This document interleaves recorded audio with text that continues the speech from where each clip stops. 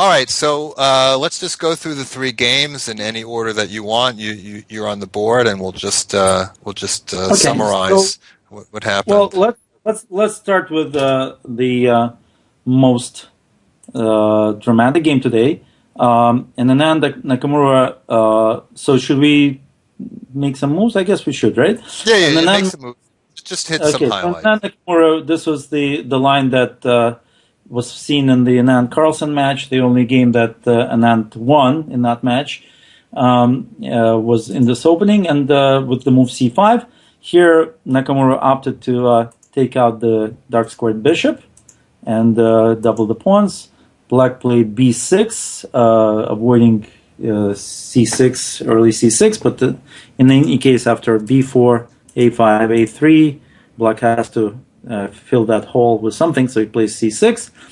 And after castles, queen c7, g3, black gets rid of his bad bishop, but white just starts playing very interesting chess. He just starts to play a very long-term plan of attacking on the king side, and basically the key moment, I think here, the critical moment that we were very interested in came about around here. After queen a7, Vichy ignored black's threat of taking on b4, followed by queen takes rook, and simply played knight e2.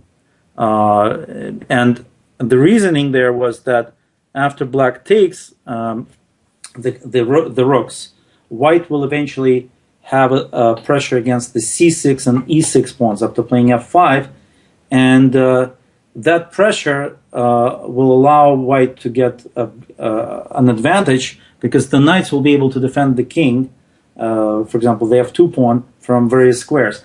And this is really kind of an eye-opener, I think, for even the top players to understand this sort of plan.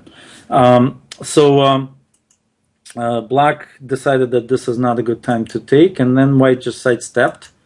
And of course, when this exchange happens, I guess black just could not find really a way to improve his position. But white has a very nasty idea of simply moving his pawn up to h5, to h6, etc. And here, black decided to exchange on c5 and play h5 to lock up that ability of white to just attack for free.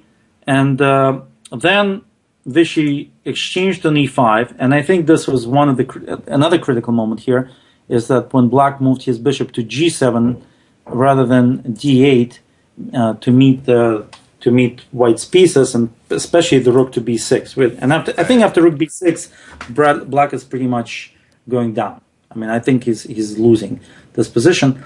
And interestingly, that even bishop d8 would stop not only rook b6, but even subsequent knight to b6, which is what eventually happened in this game. And of course, this created a very passive play by black. Black had to start defending his c-pawn with all his pieces. And then white made another great decision, a transfer of the knight to b6. Partly tactical idea, partly positional one, but basically he sidestepped with the rook to a6, and the pawn on c6 did not allow black to really do anything with these pieces. And then finally, when black played king g7, white just started moving his pieces in, and then played well. Really, at this point, there were many ways for white to win, but he Desperation decided to just, for black, right? Yeah, lock up all the potential counterplay, and then came back for his crushing initiative, and then just took out all these pieces here, and there's no real counterplay here for black, as white is just threatening checkmate, and which is exactly what happened here, and black resigned, as there's no defense against rook g8 and queen h7 mate, or queen f6 and rook f8 mate, that matter. So nice game. Yeah. Mm-hmm. Can you do game two? Mm-hmm. Or should I? Or how does that work? Go back. Go to the beginning. Okay. So this is Aronian Caruana, Joel. Okay. Well, it's go ahead, keep running through the moves. So it's a Queen's Gambit Lasker variation, and pretty standard. Aronian handles the white in a positional manner. he decides to capture on c4 with the rook, as we will see, to prevent the c5, b6 ideas. And okay, it's just very slow positional way. He just brings keep it rolling. He Yep. brings out some piece. A5 is a new move. Didn't really see that it's necessarily a great move. Prevents b4, but the pawn was a bit of a target. And okay, keep it rolling. The point that was a little bit suspect to me was, okay, rook c4 now, right? First of all, as Max mentioned, bishop e6 looked like it was, well, if not equal, very little for white. Instead, he played bishop d7, keeping some pieces on. And then I thought knight h7 here. I didn't like the next couple moves for Caruana. And then we have an important moment where the knight comes to f5, and Max pointed out g4 to maintain that knight. I will look at it on the computer later to see if we missed something, but it looked very promising for white. But Aronian did not pull the trigger on that and played a more of a waiting game. And then after queen c3, knight d7, here we had another critical moment where he can play bishop takes c6, which looks very strong, getting those two pawns and a rook for two minor pieces. He can simplify more. He can trade more of the black's heavy pieces to expose the minor pieces against the rook. It looked very, very promising for white. Computers, as I've heard so far, liked it, but he did not go for that bishop takes c6. And after that, Aronian was not able to generate anything, a little bit more maneuvering, and then the trade of knights, that really kind of took anything out of the position. And then I think that both players were kind of weary of it, and the move queen c3 kind of shows that. That's a little bit of a, well, and that's that. That's it is a draw for, yeah, and they agreed to a draw there. So missed opportunity, I think, for Aronian at a couple of moments, which we pointed out at the time. It's not even second guessing. No. He just didn't have it in him to make those decisions. Okay, so we move on to the. Go ahead. You want to talk about this one? Yeah. So Kramnik Karjakin had an interesting move order here. Karjakin stops d4, and Kramnik counters with e4. An interesting idea to. I guess play for c3 and d4. Black chooses to fianchetto the bishop, so that forced Karjakin to keep the bishop on e7. But that created a nice possible position for white. White is going for the light squares. Oh, sorry. Knight c6. Wow. so this position was very interesting because here Karjakin played an unthinkable move that would look like a beginner's move. He just moved the knight to d4, and now he moves it back to c6. But in fact, something very important has happened. White has played his pawn to a4, weakening this b4 square, and the knight on b4 seems to be ideally placed to help force d5 after the bishop comes to c6 or e6. So this was, of course, there was a way to test this. White played knight c4, and on knight b4, he could have played, we thought, knight e3, with the idea that after the bishop comes to, let's say, e6 or c6, I think we were thinking. Yeah, because on bishop e6 we always have f4. White could play, for example, knight b1, so that on d5 he could play c3, and on knight a6 simply knight d2, or maybe knight f5 even, knight f5, and now the bishop on e7 is a target, and white will win the bishop basically because you can't take on e4 twice because of queen g4. With a double attack against the mate and e4, so that would give black a slight disadvantage in our opinion.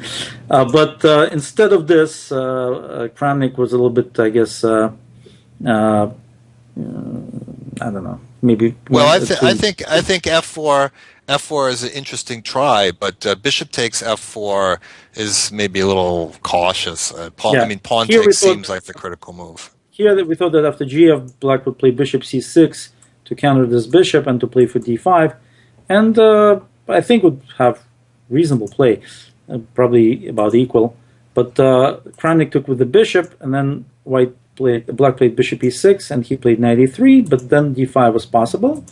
He played knight f5, which would give white an advantage if he was able to keep the two bishops. But after bishop takes knight and bishop d6, suddenly the weakness of the pawn on g3 provides an opportunity for black to swap one of them off, and the eventual weakness of the e3 square, as we'll see in a second, was enough for black to equalize. He played d4, hitting this e3, creating this e3 square, and that basically forced white to babysit that square with all his pieces, and that allowed black to basically exchange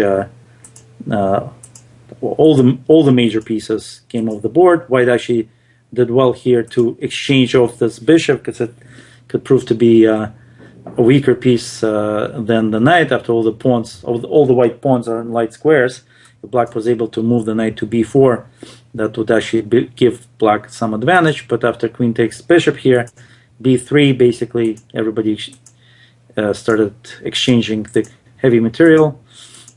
And okay, white's still babysitting the e3 square, but really there's not much here after black gets his queen a little bit active on the b file.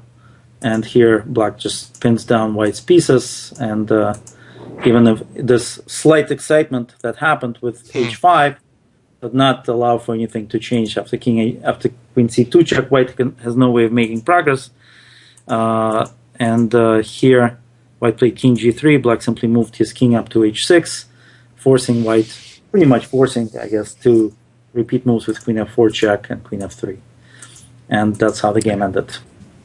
All right, Max. Thanks for that wrap up of the games today. Let's just, of course, the only decisive game, Vichy Anand defeated Takara Nakamura, and that flips the standings.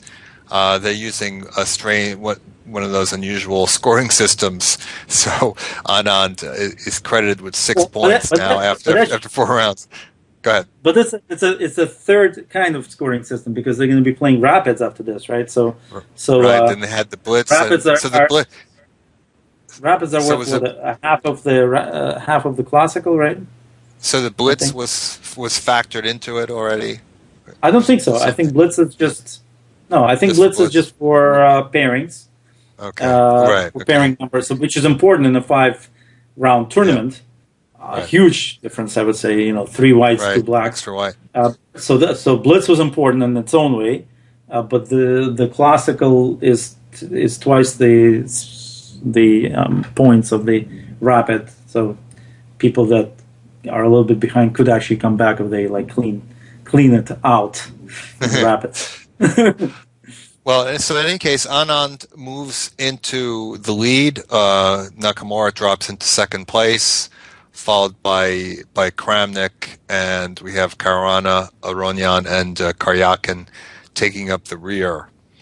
So this was round 4. We have one more classical round, and then there is a rapid after that. Is that how it works? And okay, so we have tomorrow, I believe, is a free day, and the classical games wrap up on Thursday, and we will also have live coverage at Grandmaster commentary of that one as well. Okay, Max, it was a pleasure. It was really, I've hardly had a chance to talk to you in 15 years or 20 years. We played in one U.S. championship together in San Diego, but really been tournaments with you a long time, and it's good to have you back. You were telling me that you're starting to play actively again, and it's good to see because a little bit, but when you did leave the scene, kind of missed you for a while, definitely, and good to have you back. It's good to have you on the commentary. It was fun working with you. So thanks. I left you a message with my email and telephone number. Okay, great. Thanks, Max Dlugy. Thanks, all of our watchers and listeners today. Thanks again, as usual, to Sandro for keeping everything running smoothly. And like I said, one more round of this tournament, and also have Game of the Day later for you. So thanks everybody for watching, and see you next time. Yeah. All the best, guys. Take care.